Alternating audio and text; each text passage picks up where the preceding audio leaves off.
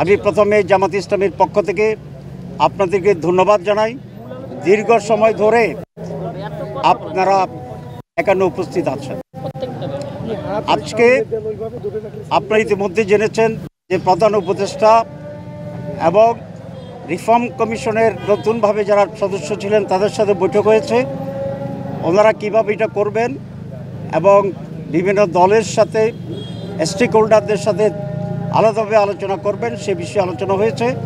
আমরা এই উদ্যোগকে স্বাগত জানিয়েছি এবং সকল পজিটিভ সিদ্ধান্তে জামাত ইসলামী সমর্থন জানাবে আমরা এটা ঘোষণা করছি এবং আমরা এটা বলেছি যে এই সংস্কার কমিশনের চূড়ান্ত সিদ্ধান্তগুলো পৌঁছার পরে যথাশীঘ্র সম্ভব যাতে নির্বাচন অনুষ্ঠিত হয় সেই প্রস্তুতি গ্রহণ করার জন্যে আজকে মূলত এটাই ছিল জিস্ট অফ দি ডিসকাশন।